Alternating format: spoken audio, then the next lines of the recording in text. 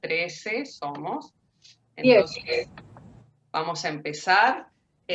Bueno, hoy es viernes 21 de mayo y por Uruguay son 14:30, pero este es internacional. Tenemos a Lorena, que está en México, para ella son las 12:30. Tenemos a Ana María, que está en Chile, y para ti son Son las 13:30. 13:30. Y para mí que estoy en Buenos Aires son las 13:30 también. Y para los que están en Uruguay, 14:30. Eso es algo maravilloso que estábamos comentando, nos sucede ahora con esta posibilidad de hacer el congreso en línea. Estimados participantes del Congreso de Psicoterapia 2021, organizado por FUPSI y FLAPSI, tengo el agrado de presentar para ustedes en el día de hoy las conferencias que serán expuestas por la doctora Ana María Dascal, de Chile, y por la doctora en psicología Lorena Fernández Rodríguez, de México. La duración de cada exposición será de 30 minutos y al finalizar las mismas habrá un espacio de 15 minutos para responder preguntas. Los invito a colocar en el chat sus preguntas. Yo tomaré nota de las mismas o también al final abrimos los micrófonos y podemos hacer las preguntas oralmente, como a ustedes les quede más cómodo. Si alguien desea contactarse directamente con las expositoras, ellas van a compartir ahora, en este momento en el chat, sus direcciones de correo electrónico, para que ustedes puedan tomar nota. La primera exposición la va a realizar la doctora Ana María Dascal, que es psicóloga argentina, pero con título revalidado en Chile. Es psicoterapeuta latinoamericana, acreditada por la Federación Latinoamericana de Psicoterapia, profesora de grado y de posgrado en la carrera de psicología en varias universidades, en Argentina y en Chile. Y es autora y coautora de varios libros, entre ellos La persona del terapeuta y Permiso para quererme, reflexiones sobre la autoestima femenina. La doctora Ana María Dascal reside actualmente en Santiago de Chile y su conferencia se titula El género y la persona del terapeuta. Luego realizará la segunda exposición la doctora en psicología Lorena Fernández Rodríguez, de México. Lorena es cofundadora y directora del Centro de Investigación y Entrenamiento en Psicoterapia Gestalt, psicoterapeuta infanto-juvenil por más de 38 años, empezó muy jovencita, trabajando con grupos, niños, adolescentes y sus familias. Ha diseñado una metodología para formar psicoterapeutas Gestalt para la infancia. Este programa se da en muchas universidades. Es terapeuta líder de más de 90 grupos de diplomados, maestrías y doctorados en psicoterapia Gestalt infantil. Autor y coautora de varios libros, entre ellos Juego psicoterapéutico y desarrollo emocional, y es expresidenta de FLAPSI, coordinadora de la Comisión de Certificación de FLAPSI y presidenta de la Asociación Mexicana de Psicoterapia. Su conferencia se titula Emociones, Cerebro y Psicoterapia Gestalt Infanto-Juvenil. Ahora le voy a dar la palabra a la doctora Ana María Dascal. Gracias. Muchas gracias. Muchas gracias a todos y a todas las que están acá. Y agradezco la posibilidad de volver a conectarme con temas que son temas en el hoy absolutamente fundamentales, como son los géneros y la persona del terapeuta. Los dos los entrecruzo porque resulta que nosotros como terapeutas tenemos pertenencia genérica. Entonces, nos tiene que importar mucho, no solamente qué está pasando con nuestros pacientes desde este punto de vista, sino también cómo nos llega a nosotros estos temas. Hace muchos años que las investigaciones vienen mostrando estos dos temas como temas absolutamente trascendentes. Y partimos por nada más que por definir qué es la persona del terapeuta y qué incluimos en ella, espérenme un minuto, vamos a saber que en la persona del terapeuta incluye nuestra propia biografía, nuestra pertenencia genérica, los sentimientos y las emociones que tenemos en nuestro trabajo, nuestros valores, nuestras ideas, nuestras creencias, nuestros prejuicios, los mandatos que hemos recibido a lo largo de nuestra formación, que son muchos. También influye, por supuesto, las características de nuestra personalidad y nuestro estilo de trabajo, los conocimientos teórico-técnicos que tenemos, la ética personal, nuestras necesidades. Digamos que estas personas que estamos aquí, que trabajamos habitualmente en la clínica, confluimos a la clínica con todas estas características a las cuales hay que sumarles los contextos en los cuales trabajamos. El ritmo de trabajo, la carga laboral, las presiones institucionales, las contradicciones que muchas veces tenemos entre nuestra formación y las posibilidades de aplicación que tenemos desde nuestra formación. Esto se ha visto mucho, por ejemplo, en terapeutas psicodinámicos que trabajan en hospitales y obviamente no pueden trabajar ni con diván ni con tiempos prolongados. Entonces han tenido que readecuar muchas de sus formación a los contextos en los cuales trabajan. También en los contextos incluimos las necesidades de los pacientes, la ausencia muchas veces de supervisión en el trabajo y la falta de autoconocimiento y de grupos de pares como contención.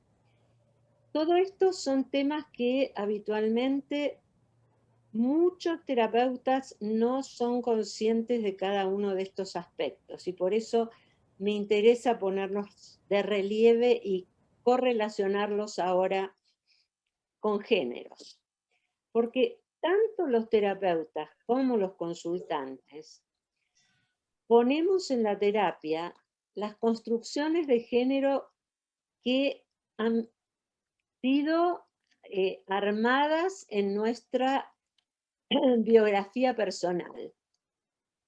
Y obviamente entonces es muy probable que en este espacio se reproduzcan estereotipos, que no sea lo mismo terapeuta varón con paciente mujer, terapeuta mujer con paciente varón.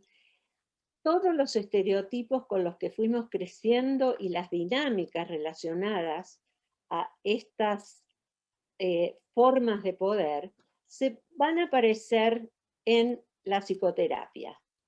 Y por lo tanto, lo que yo sostengo por lo menos, es que el terapeuta y la terapeuta tienen un imperativo ético de estar en un trabajo personal constante, de modo que sus propias construcciones de género no obstaculicen el trabajo terapéutico. Y yo hoy les voy a mostrar de qué manera puede pasar eso. El enfoque de géneros, ustedes habrán observado que no digo géneros, sino géneros, porque ya hoy en día todos sabemos que no hay solamente dos géneros, permite visibilizar al menos 7 aspectos importantes en el proceso terapéutico, que son el reconocimiento y el cuestionamiento de los propios sesgos asociados al género, la influencia del género en la persona consultante y en nuestra propia persona, la influencia del género en el motivo de consulta y en el malestar de quien consulta, la influencia del género en el diagnóstico, las intervenciones clínicas respecto a las construcciones de género,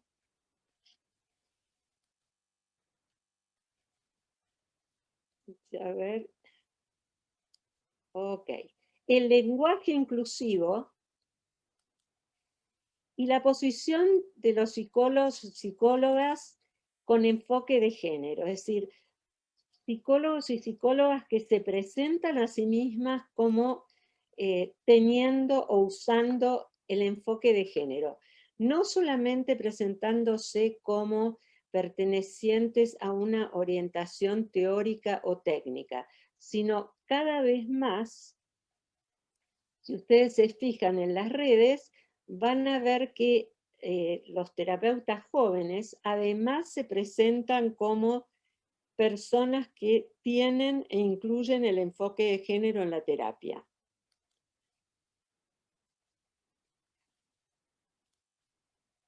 Entonces,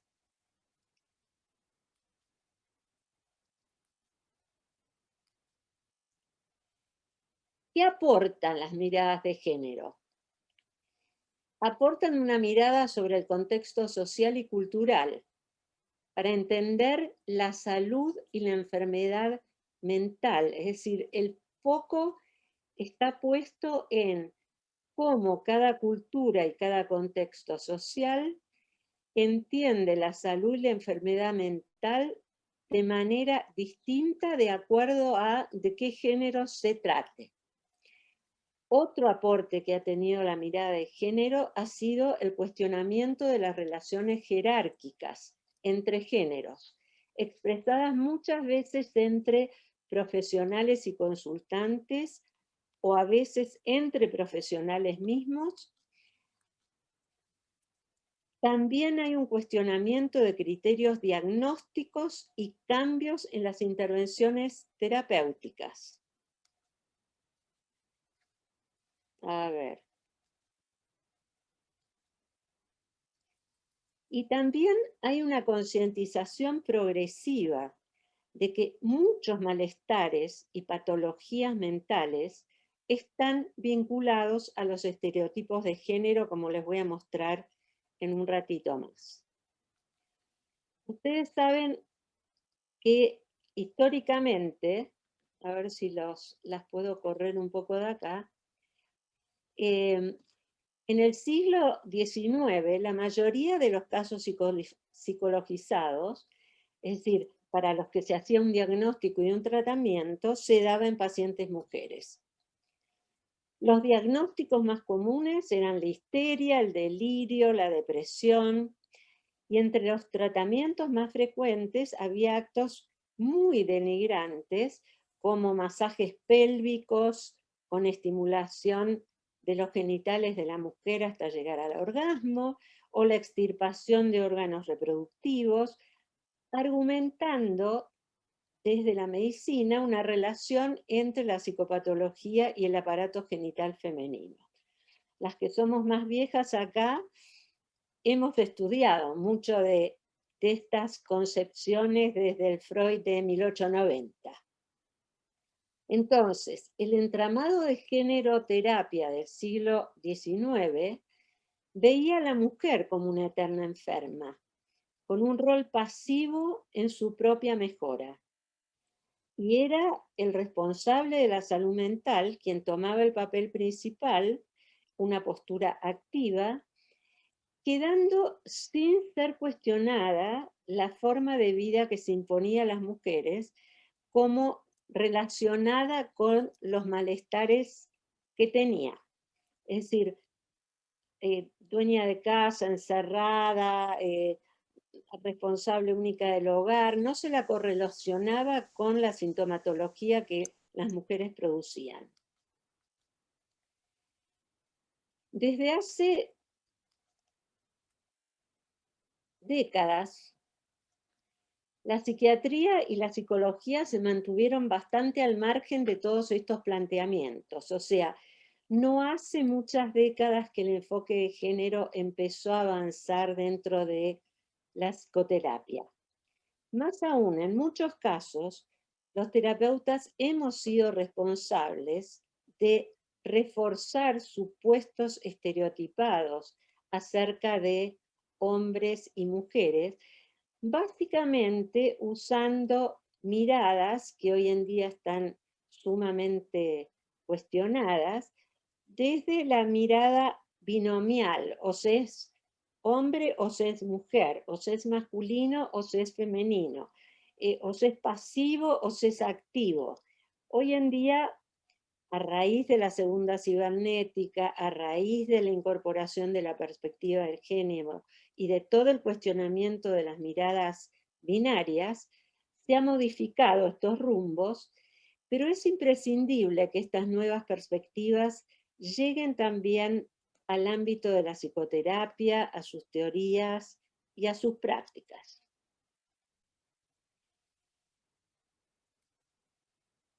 ¿Cuáles son? Me gustaría enfocarme en cuáles son los riesgos que los terapeutas corremos en general respecto de este tema. Uno de los riesgos es que desalentemos de una manera directa o indirecta conductas que no encajan en el estereotipo sexual y que culpabilicemos indirectamente si esto ocurre. Por ejemplo, podemos inducir la inhibición de la hostilidad en las mujeres y podemos inducir la inhibición de la fragilidad o de la ternura en los varones. Acuérdense que todos estos son aspectos muchas veces inconscientes para nosotros como terapeutas y que lo hacemos desde el automatismo más absoluto de nuestra formación.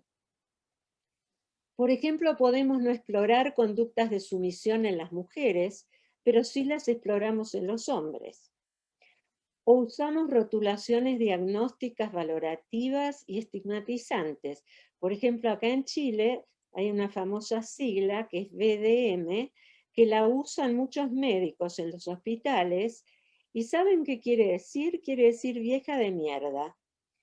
Y vieja de mierda representa a estas señoras que van a los consultorios con mucha frecuencia, quejándose de muchos malestares físicos, y que los médicos no saben qué hacer con ellas, ni qué darles, ni a dónde mandarlas, porque efectivamente no entienden que sus quejas tienen que ver con malestares ligados a su forma de vida. Y otro de los riesgos, entonces, es que no nos veamos a nosotros mismos como reproductores de los estereotipos. También hay sesgos en la investigación científica. Por ejemplo, hay supuestos cerrados, como decir todos los problemas, riesgos y factores protectores en salud de hombres y mujeres son los mismos, cuando no lo son. Otro riesgo es, por ejemplo, considerar esto de que la aspirina hace bien para evitar infartos de miocardio, pero resulta que no es lo mismo la aspirina dada a los hombres que a las mujeres, y esto está poco estudiado. También se considera que los infartos de miocardio se dan más en los hombres que en las mujeres, cuando todas las recientes investigaciones muestran lo contrario, que somos las mujeres las que nos infartamos más. Se asumen, por ejemplo, diferencias en las investigaciones donde hay similitudes. Por ejemplo, en enfermedades cardiovasculares, siempre se pensó que los hombres se enferman más de enfermedades cardiovasculares, y hoy en día las mujeres estamos absolutamente a la par. Poner la mirada de los problemas de salud de las mujeres nada más que en el área reproductiva. Y entonces, producto de todos estos errores en la investigación, las mujeres no reciben muchas veces el tratamiento adecuado, y tampoco los hombres. Quisiera mostrarles un poquito cuáles son algunas de las dificultades como más modernas que estamos teniendo los terapeutas a raíz de la emergencia social de la comunidad LGTBQ. Están llegando a nuestras consultas no solamente pacientes que se declaran homosexuales, pacientes asexuales, pacientes bisexuales, pacientes queer, todo lo que tiene que ver con esta comunidad que no se adscribe a lo binario, mujer-varón. Y entonces, ¿cuáles son los problemas que nosotros tenemos que enfrentar frente a esta comunidad? Primero, los prejuicios que nos surgen en automático. Segundo, el desconocer la problemática, porque en general no sabemos mucho de eso. Tercero, los miedos personales. Cuarto, volvernos como con una curiosidad inadecuada. Quinto, la tendencia que nos sale en automático a querer sanarlos, lo cual implica el supuesto de que ellos son enfermos y nosotros los encargados de sanarlos. Las dificultades que muchas veces tenemos para aceptar y legitimar las opciones de los consultantes. Tener expectativas muy encubiertas de curación. Parentalizarlos, o sea, o maternalizar o paternalizar el vínculo creyéndolo un acto de cuidado, es decir, tratar a las personas de estas comunidades como pobrecitos o niñitos. También tenemos dificultades para trabajar con las familias de los consultantes y de hecho exige todo un aprendizaje nuevo el cómo trabajar con las familias de consultantes LGTBQ. Por supuesto que proyectar en los pacientes nuestros propios temores a la identidad sexual.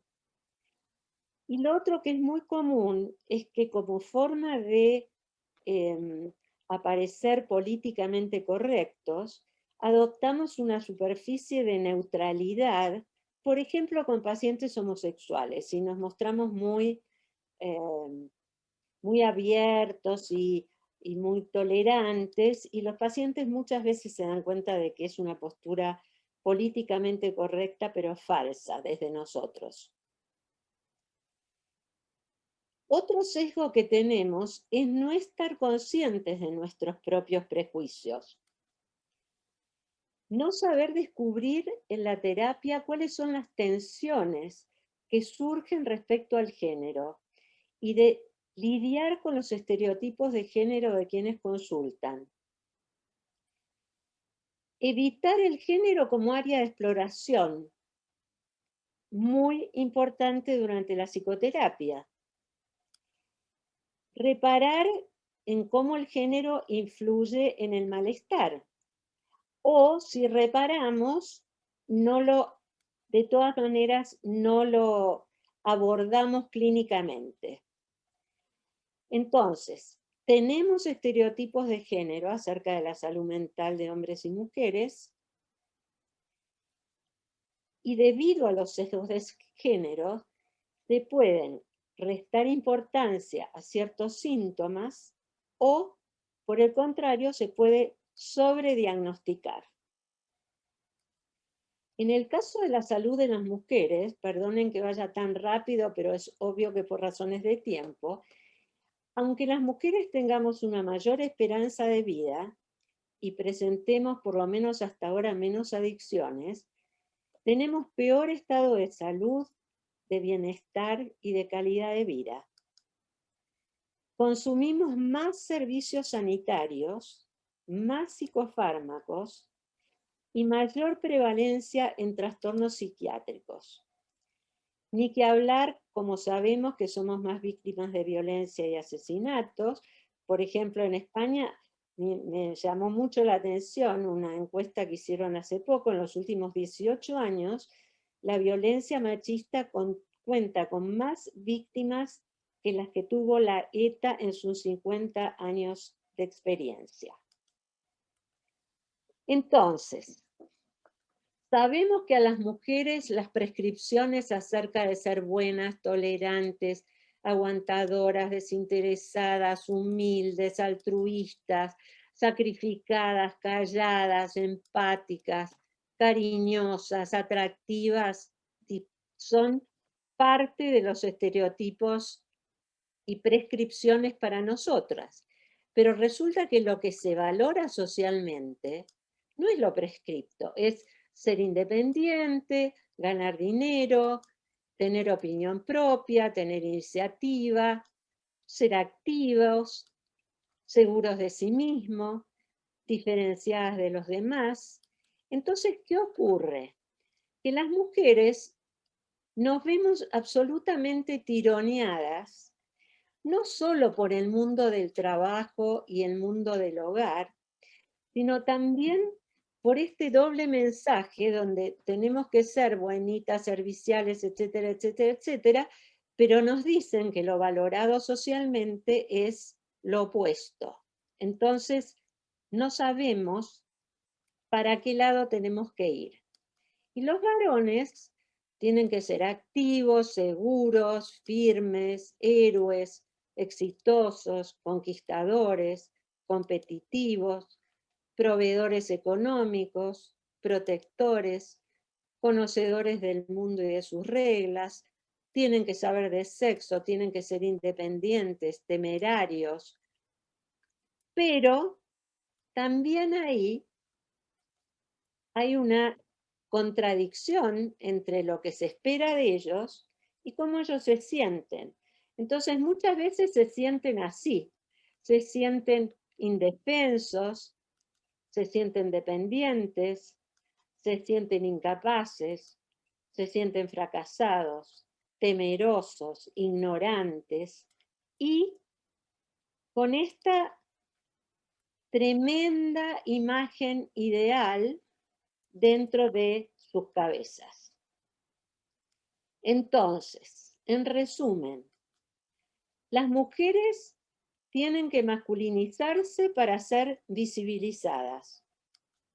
Y los varones tienen que esforzarse para ser vistos como dioses. Y todo esto concluye en que las enfermedades los abarcan a todos. Las prevalencias en salud mental para varones son trastorno de la personalidad antisocial, mayor porcentaje de suicidios y con métodos más violentos. Los síntomas se externalizan más en el caso de los hombres, hay mayor agresividad, ira, rabia. Hay hipertensión y enfermedades cardiovasculares. Sintomatologías más frecuentes son hiperactividad, violencia, miedos intensos al compromiso afectivo, alcoholismo, exposición al riesgo, falta de registro y de cuidado del propio cuerpo, baja autoestima en el caso de fracasos laborales y o sexuales, drogadicción. Tenés 5 minutos, Ana María. Ok. Y prevalencia en salud mental para mujeres, depresión, fobias diversas, trastornos psicosomáticos, el cuadro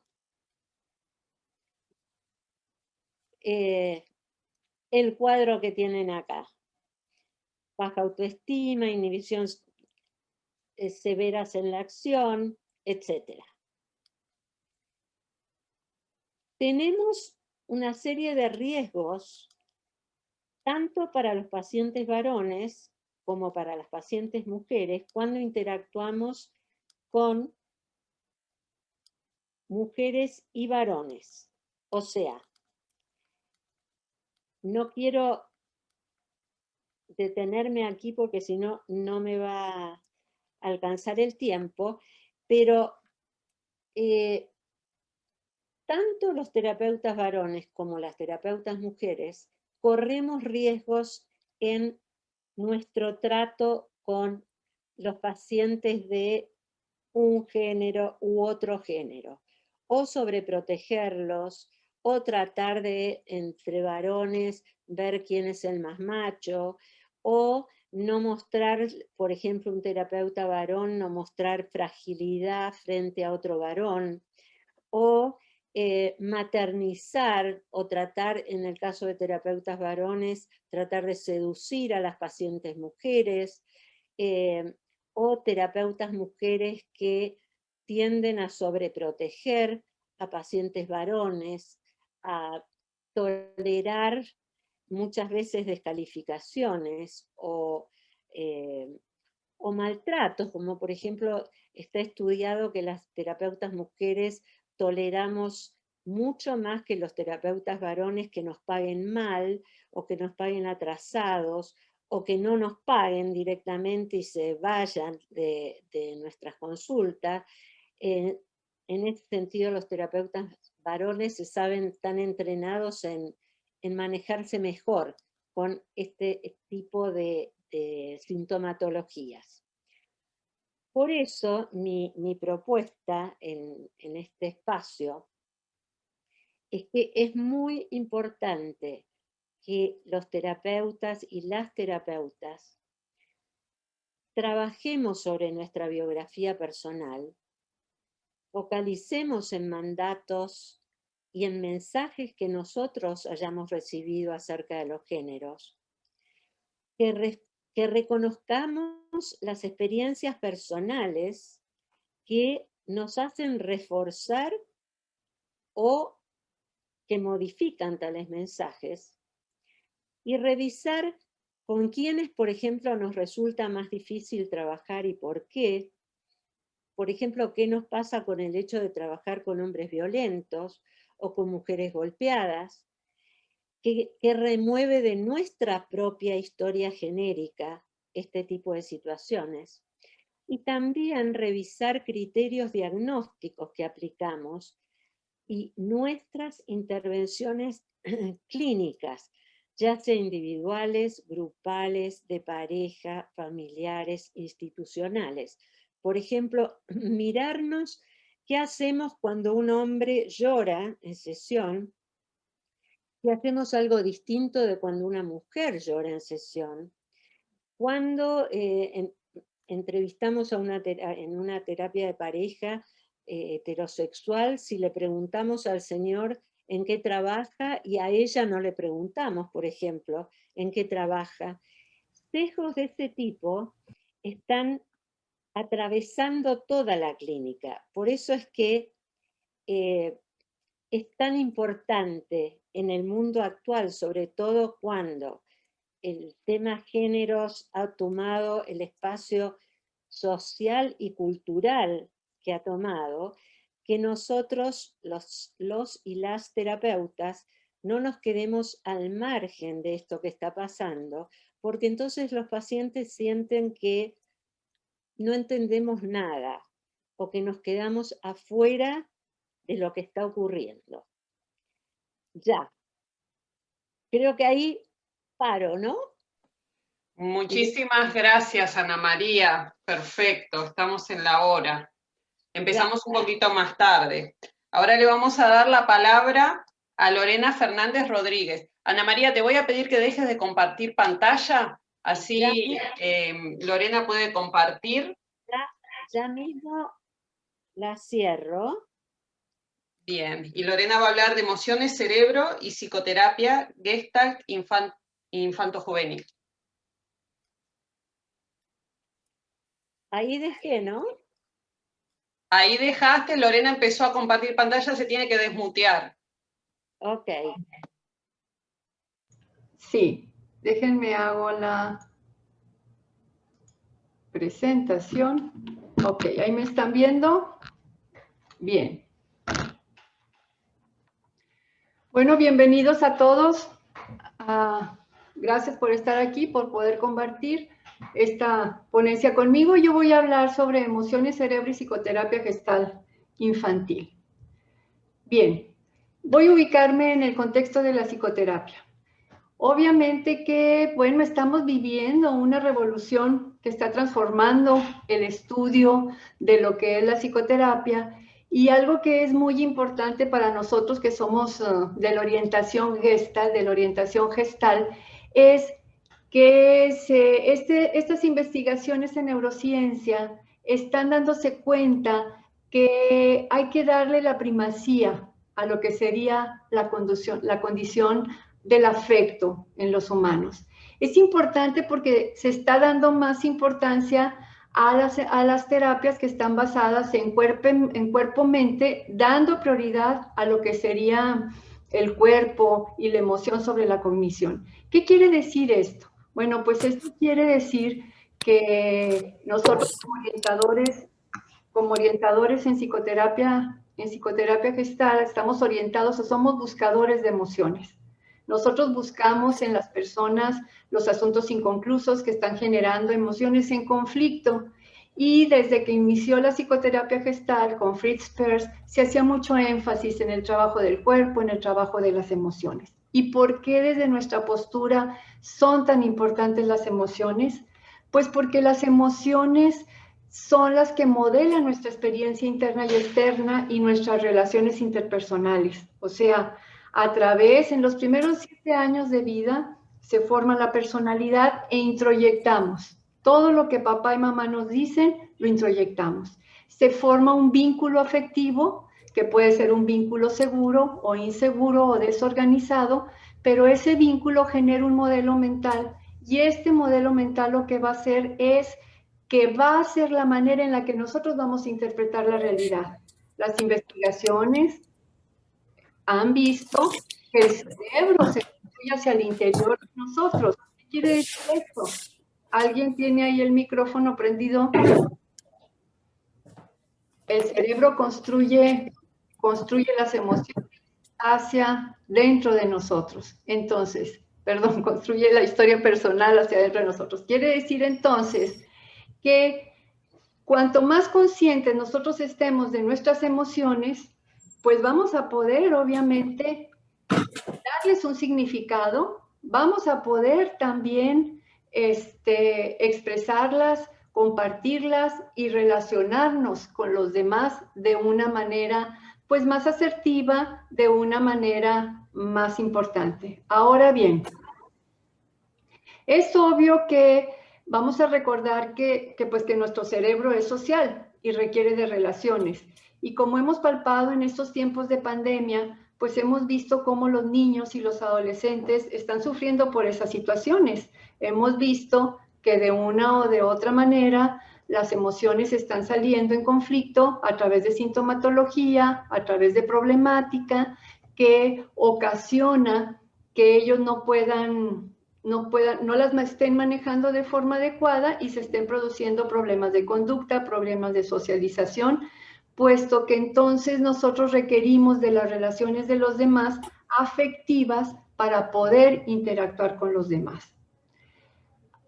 Cuando el niño viene de un entorno afectivo en donde ha habido afecto, contacto físico y el niño genera un vínculo seguro, entonces eso hace que se activen los circuitos cerebrales que llevan a que ese cerebro de ese niño pueda secretar la serotonina, que es el neurotransmisor que genera los códigos químicos de la serotonina para poder sentir el bienestar. Y entonces ese niño, ¿qué es lo que va a pasar? Ese niño va a poder interpretar la realidad de una manera más saludable, va a poder tener emociones positivas que contrarresten sus emociones negativas y eso le permite poder ir logrando, a través del apego seguro, poder ir logrando una autorregulación que le permite poder relacionarse con los demás. Sin embargo, los niños que vienen a consulta con nosotros, pues obviamente son niños que no vienen muchas veces de ese tipo de ambiente. Son niños que vienen generando un apego inseguro o en algunos casos, con trastornos más severos, un apego desorganizado. Y entonces lo que sucede es que sus circuitos cerebrales, los códigos que ellos traen ahí químicos, están más enfocados hacia el cortisol, están más enfocados hacia la adrenalina, y estos niños vienen manifestando más problemáticas porque tienden a ser o más ansiosos o tienden a ser un poquito más violentos. Entonces, la terapia, pues lo que buscamos nosotros es ubicar, obviamente, enseñar a los niños a lo que es la regulación emocional. La regulación emocional tiene que ver con las formas que el niño tiene que ir aprendiendo para poder manejar sus emociones, para tener estrategias, para poder manejar las emociones y relacionarse con los demás. Dependiendo de la personalidad que nosotros tengamos, va a ser la forma en la cual nosotros vamos a expresar nuestras emociones. Generalmente las personalidades que son personalidades de niños o de adolescentes fuertes, quiere decir esto, una personalidad, pues ya lo decía Ana María, generalmente los hombres tienden a generar más actividad, tienden a tener más testosterona y tienden a ser más violentos o a expresar sus emociones. Sin embargo, también hay mujeres que los hacen. Va también a depender del tipo de personalidad que tengan. Entonces, personalidades más fuertes, más relacionales, que expresan más, que se enojan, pues tienden a externalizar sus emociones, y la manera en la que se ve la problemática o cómo se manifiesta la sintomatología puede ser en problemas de conducta o problemas de ansiedad. Sin embargo, también llegan a consulta a nosotros niños que internalizan las emociones, que son niños más estructurados o que son niños más sensibles, que son niños que no expresan, que son niños que más bien se aíslan y que de una o de otra manera, pues al internalizar las emociones, empiezan también a aparecer sintomatología como la depresión, la tristeza, el aislamiento o como los trastornos psicosomáticos o lo que es la sintomatología. Cuando entonces nosotros estamos pretendiendo buscar, ayudar al niño o el niño que viene a terapia a regularse, pues nosotros lo que vamos a buscar es precisamente que este niño, independientemente de su personalidad, ya sea que externalice o internalice, puede integrar sus hemisferios para que pueda expresar sus emociones de manera adaptativa y obviamente lo ayude a manejarse en el ambiente con mayor satisfacción. Ubicando entonces en este contexto la psicoterapia, ¿cuál sería pues para nosotros el papel del terapeuta y cómo va a influir el juego terapéutico? Entonces, ubicamos pues que hay investigaciones actuales que hablan mucho de lo que es la función del terapeuta y de lo que es la alianza terapéutica. Cosolino menciona que el terapeuta o el psicoterapeuta siempre ha sido un profesional de la neurociencia sin que siquiera lo sospeche. O sea, nosotros como terapeutas hacemos muchísimas cosas, influimos mucho en el cerebro de nuestros pacientes, nada más que antes no lo sabíamos. Lo hacemos por intuición o lo hacemos por técnica, pero sin embargo ahora con todo este estudio del cerebro podemos darnos cuenta qué es lo que está pasando en el cerebro del niño y cómo nosotros podemos ayudarle, y eso también nos ayuda a entender por qué se dan ciertas respuestas y cómo podemos poner medios a los niños o a los adolescentes para que puedan manejar sus emociones y para que aprendan a autorregularse, que es parte del tema que yo voy a tratar. Entonces, cada vez que nosotros estamos con un niño, pues estamos cambiando en psicoterapia, estamos cambiando la arquitectura cerebral. Estamos influyendo en sus conexiones neurales, porque cada vez que nosotros platicamos con él, o implementamos un ejercicio o lo hacemos que viva determinada situación, pues el niño genera nuevas conexiones neurales que con el tiempo, como vamos a ver ahorita, van a ir generando recursos. Pero a ver, una de las partes muy importantes de la psicoterapia, o la más importante, bueno, es el terapeuta. Y el terapeuta tiene que generar esa alianza terapéutica. Entonces, hablando de estos estudios de la neurociencia, el terapeuta, con su actuación, con su fenomenología, el estado del cerebro del terapeuta es una fuente de resonancia que activa el cerebro del paciente. Algo que mencionó Ana María en su conferencia y que a mí me parece primordial y yo lo promuevo en los terapeutas que estoy formando, es el desarrollo personal del terapeuta. Un terapeuta tiene que resolver sus situaciones personales para entonces poder poner al servicio de su paciente sus emociones en esta relación empática sin traspasar ese límite. Yo le digo a los terapeutas que yo estoy formando que el niño puede llegar contigo y es la proyección de una caricatura tuya y que si tú no sabes reconocer lo que estás proyectando en el niño, pues como decimos, la terapia, el límite del terapeuta es el límite del paciente, porque no sé cómo hacerlo. Y esto lo estoy diciendo porque como yo llegue con el niño, con mi disposición, con mi capacidad, con mi fenomenología, con mi voz, con mi cuerpo, voy a activar el cerebro del niño. El terapeuta cuenta con neuronas en espejo, el niño también, y el niño las trae y ha aprendido a leer a mamá. A través de eso, el niño aprende a leer y el terapeuta, a través de sus neuronas en espejo, puede generar esta empatía o esta sintonía interpersonal, pero lo más importante es también que está leyendo al niño en lo que está, en su fenomenología, en lo que te está diciendo y con los conocimientos y la base teórica que tú tienes, puedes leer la fenomenología del niño, puedes leer su simbología y entonces, en ese sentido, establecer esa relación. Entonces, en la psicoterapia, pues se da esta relación de cerebro a cerebro. El terapeuta se conecta se conecta con el cerebro, con el hemisferio derecho, que es donde está el inconsciente y donde están las emociones, pero a la vez también hay una comunicación con el hemisferio izquierdo, porque entonces estamos vivenciando, pero también estamos reflexionando.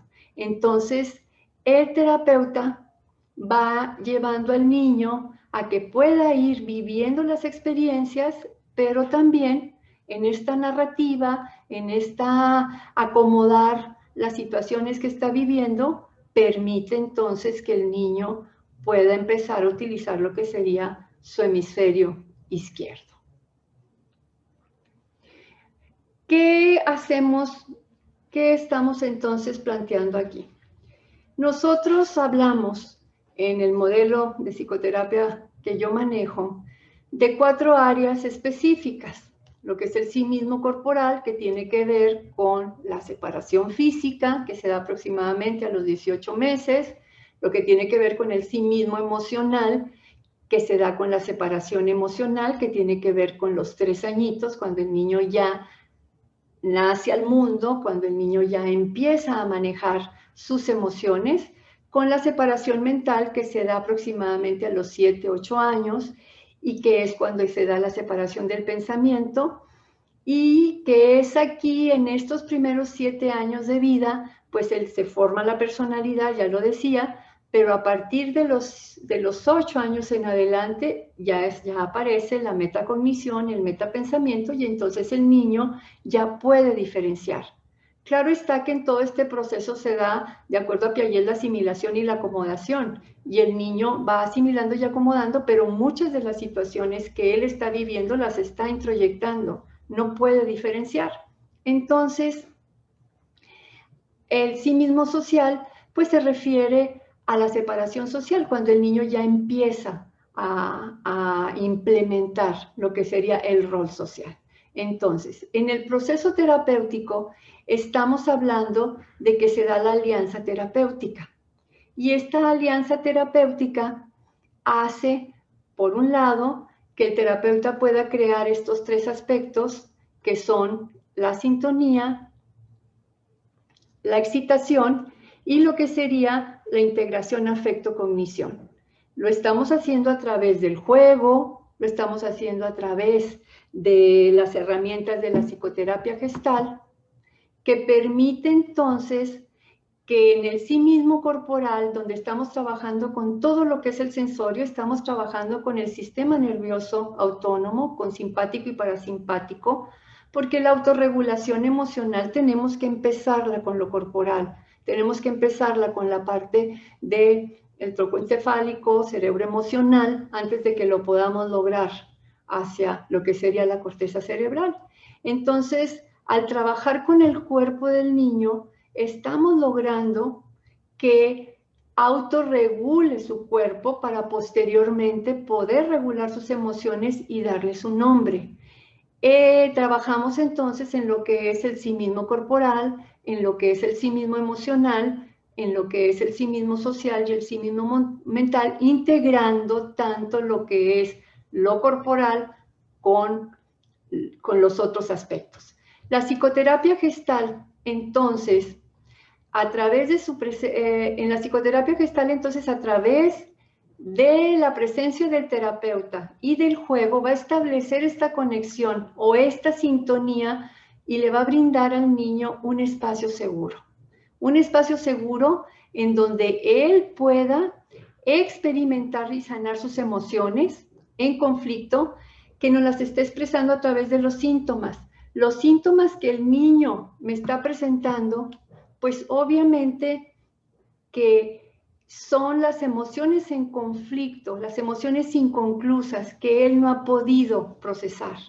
Y entonces nosotros vamos a promocionar o a proporcionar a través de mi relación y a través de las herramientas de la gestal, trabajando en estos 4 aspectos, vamos a permitir que el niño pueda sentirse en un espacio seguro y entonces el terapeuta enriquece sus vínculos sensoriales, emocionales, cognitivos y sociales, llevando al niño a la experiencia y a la reflexión para que pueda entonces ir cerrando esas situaciones incompletas.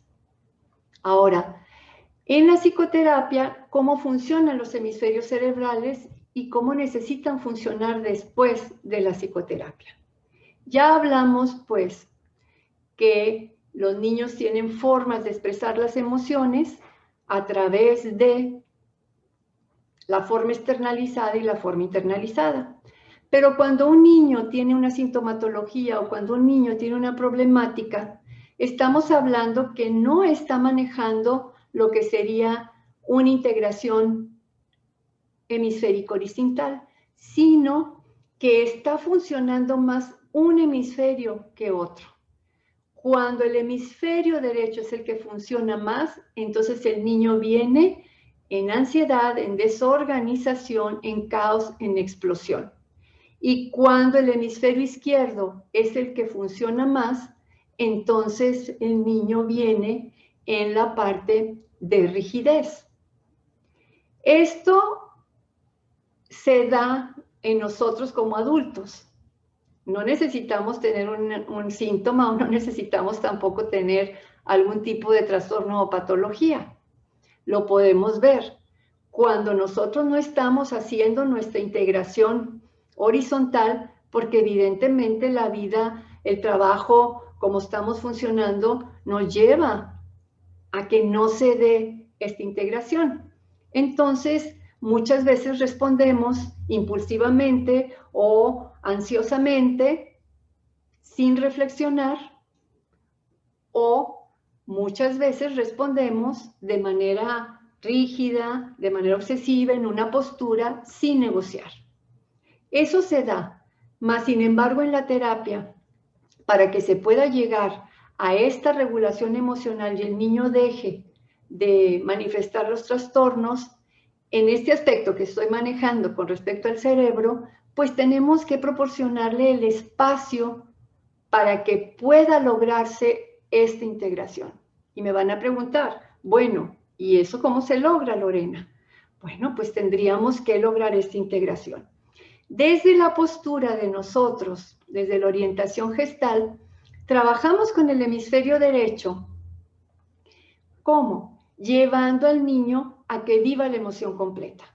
Si nosotros decimos que los problemas que el niño está presentando son porque son emociones que se han quedado de manera inconclusa, que están en la amígdala o que están diseminadas en el cerebro como recuerdos a nivel de memoria implícita, que no se han integrado en memoria explícita y que le están ocasionando la problemática. Entonces lo que hacemos es que en la terapia, a través de un proceso terapéutico que nosotros tenemos, que le llamamos mapa de la terapia, podemos entonces ir llevando al niño a que complete esta emoción. Tenemos que hacer primero que el niño viva la emoción, experimente la emoción, para después poder cambiar el significado que le está dando a la emoción. Desde la terapia gestal sería, ¿por qué estamos planteando esto? Es como cuando alguien está muy resentido con una persona y no perdona, y alguien le dice, necesitas perdonar. Ok, yo puedo decir que perdono desde mi cerebro, desde mi inteligencia, desde mi pensamiento, y me puedo mentalizar, pero si la emoción no está completa, me va a seguir haciendo ruido, me va a seguir provocando problema. No puedo perdonar si no he resuelto el resentimiento. Es igual, si yo en terapia te llevo a que resuelvas el resentimiento, integras esa emoción en un proceso terapéutico y entonces se puede dar el perdón. El niño, si no ha vivido determinada emoción o si está viviendo una situación que no ha completado y yo lo llevo a que en la terapia la pueda completar como él la está interpretando. Nosotros trabajamos con lo que el niño ha introyectado, con lo que el niño trae en su cabeza, porque cuando yo empecé esta presentación, yo les dije que las emociones nos llevaban a interpretar la realidad. Y la realidad es única. Y yo puedo ver a mi mamá o a mi papá desde una perspectiva, pero a mi hermano desde otra, y mi otro hermano desde la otra, y cada quien va a hablar de acuerdo a la experiencia. Entonces, cuando trabajamos con el niño o adolescente, cambiamos los significados de papá y mamá o de las situaciones que ellos introyectaron. Resolvemos la situación a través de la vivencia, a través de la expresión de la emoción. Nuestros procesos llevan a que primero la vivencies y la vamos platicando y después hacemos uso del hemisferio izquierdo para que entonces ahora, con la emoción completa, con los recuerdos de la memoria implícita traídos para resolverlos a través del hipocampo, con la memoria explícita a través de hablar, podemos entonces generar que el niño le dé un significado a lo que vivió, real, de acuerdo a lo que se trabajó, y entonces convierta eso en un recurso que pueda utilizar y que se convierta. Entonces, la manera en la que trabajamos esa integración horizontal es con la vivencia, pero también con la reflexión, el aprendizaje, y que el niño eso lo pueda posteriormente utilizar como un recurso para él. Bien. Tienes 5 minutos, Lorena. ¿Cómo se da esta integración vertical?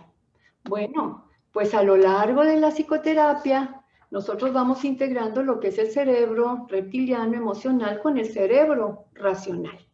Y esto es, estamos trabajando con las emociones y las funciones ejecutivas. O sea, el cerebro superior, el cerebro racional, está supervisando lo que es la parte de las acciones, de las reacciones extremas, y ahí es en donde vamos logrando esta autorregulación, ahí es en donde vamos llevando al niño a que empiece a regular esas emociones porque empiezan a completarse. Trabajamos también esta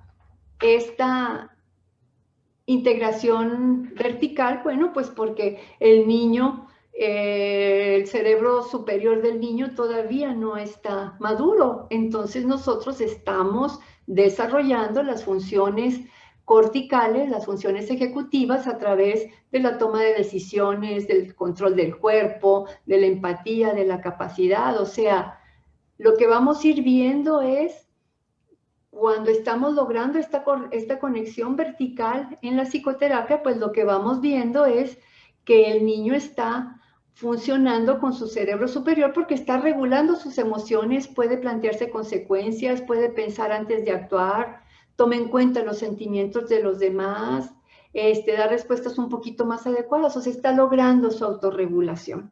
Esa es como vamos logrando Y la integración pues se da de esa forma. Una vez que nosotros hemos trabajado con la integración horizontal, con la integración vertical, pues logramos que el niño funcione con ambos hemisferios y funcione de abajo hacia arriba. Y entonces, para activar el hemisferio derecho, el terapeuta se conecta con el hemisferio derecho del niño a través del contacto visual, de lo facial, y luego a través de la narrativa, a través de llevarlo a reflexionar, está conectándose con el hemisferio izquierdo, y al trabajar con los procesos que nosotros decimos, los procesos pues van diseñados para que el niño poco a poco vaya integrando, que a la vez que va completando su emoción, se va activando el hemisferio izquierdo, se va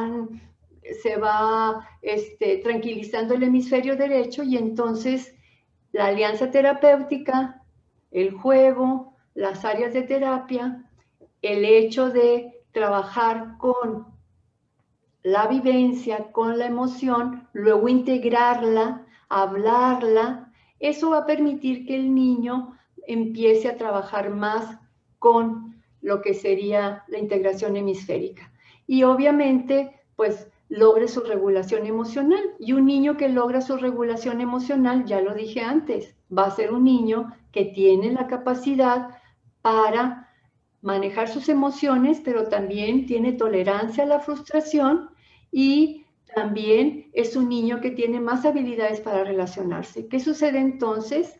Que la sintomatología que el niño estaba expresando de manera inadecuada deja de usarse, porque el niño empieza a utilizar sus emociones de manera adecuada y le permiten entonces tener más satisfacción, y obviamente empiezan a secretarse químicos como serotonina, endorfina, que lo hacen sentirse mejor.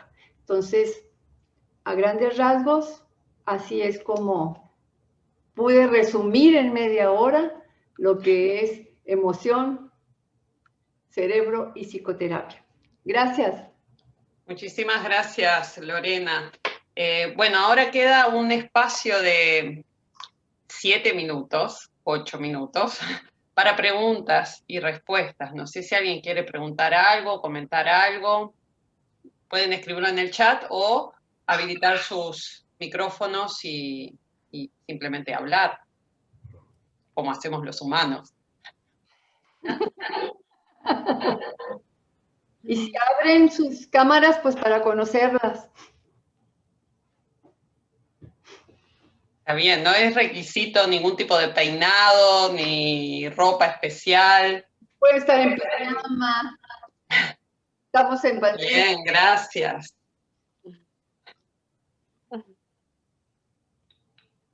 Sí, uno a veces se siente un poco solo, ¿no? En las conferencias, cuando no puede ver ningún rostro. Es más amigable cuando, bueno, por lo menos se pueden ver algunas cámaras encendidas. Oriana, ¿querés comentar algo? Adelante. Angie, qué bueno que ya te vimos. No, yo solamente quería felicitar a ambas expositoras porque son enfoques distintos al mío y uno siempre está aprendiendo en este tipo de conferencias, ¿no? Enfocaron distintos aspectos y creo que ha sido sumamente interesante y preciso para cualquier terapeuta, sea antiguo, por no decir viejo, y especialmente para los jóvenes. Yo le quería hacer una pregunta a Ana María, que aunque somos del mismo país, nos vemos poco. ¿Cómo ha sido en tu contexto la receptividad de empezar a trabajar con el enfoque de género? Porque nosotros en FLAPSI, que es la federación que pertenecemos con Lorena, nos metimos en campaña y realmente era tan necesario en un país como el nuestro, que es bastante rígido. ¿Cómo ha sido para ti entrar en ese tema? Perdón, Lorena, pero quiero aprovechar yo conozco más trabajo, es primera vez que estoy junta con, después de... Adelante. ¿Cómo ha sido que el psicólogo, el profesional, el terapeuta, empiece a trabajar este enfoque que es tan novedoso para todos desde unos pocos años, especialmente al trabajar con varones, ¿no? Y además también con mujeres? No sé si Sí, es confusa la sí, pregunta. O sea, ¿cómo ha sido la introducción en la sociedad, especialmente en la cultura chilena y en la cultura de estrato socioeconómico bajo en cual el hombre tiene una primacía pero total desde mucho tiempo? sí. Hola, Oriana, un gusto Hola, hola. verte. Eh, Mira, cuando yo empecé a venir a Chile, en realidad vine para formar terapeutas con mirada de género. Eso Ya, me empezaron a pedir desde distintas instituciones. Y yo te podría decir que hoy las jóvenes terapeutas, sobre todo mujeres, tienen grados de conciencia sobre el tema que no tenía yo cuando empecé a trabajar con este tema. O sea, me parece que hoy en día tanto varones como mujeres, a raíz de todos los movimientos sociales que se han producido en relación al tema género, se ha incorporado esta conciencia de que no es lo mismo cómo se trata a un varón que a una mujer, pero también se ha incorporado mucha conciencia respecto de lo no binario y de que los terapeutas pertenecemos a un género, entonces que no estamos al margen de lo que nos pasa a nuestros pacientes. Esto se nota en cuando uno trabaja con terapeutas o con pacientes hombres o mujeres grandes. Por ejemplo, yo trabajo mucho con parejas y me mato de la risa. En general, uso como recurso el humor para trabajar con ellos muchas veces, porque la mujer le puede decir al marido, bueno, pero eso que estás diciendo es muy machista, cosa que antes no podías escuchar un comentario así. En general la mujer se quedaba callada. Y maridos o hombres que dicen, por ejemplo, en una sesión, no quiero que se me interprete como machista, pero ¿no?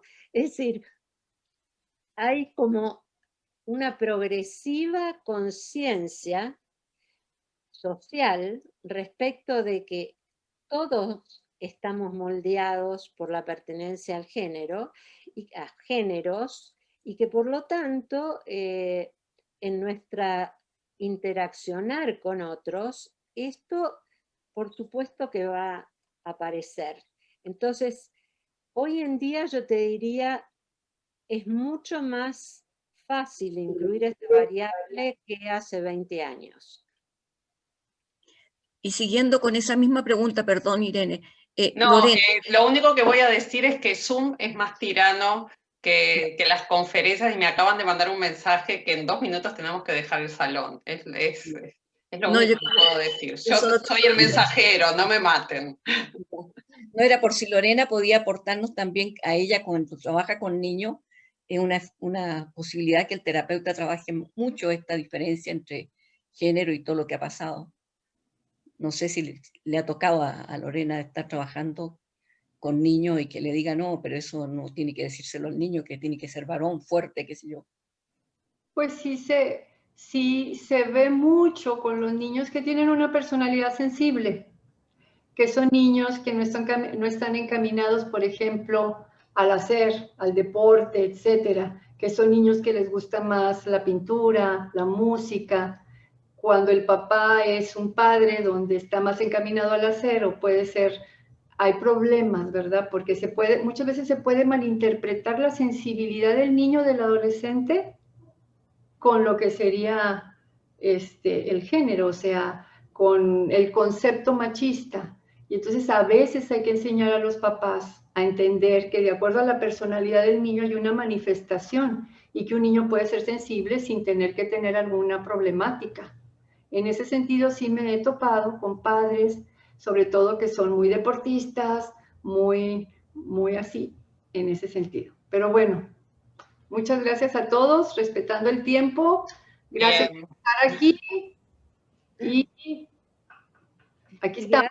Estamos impecables, ni que fuéramos británicos, mire, con el estereotipo británico. Nos vamos 3:45 en punto. Nos vemos en otras salas. Gracias a todos por estar. Todas, en realidad todas. Acá no hay problema de género, somos todas mujeres. Gracias a todas. Nos vemos. Adiós.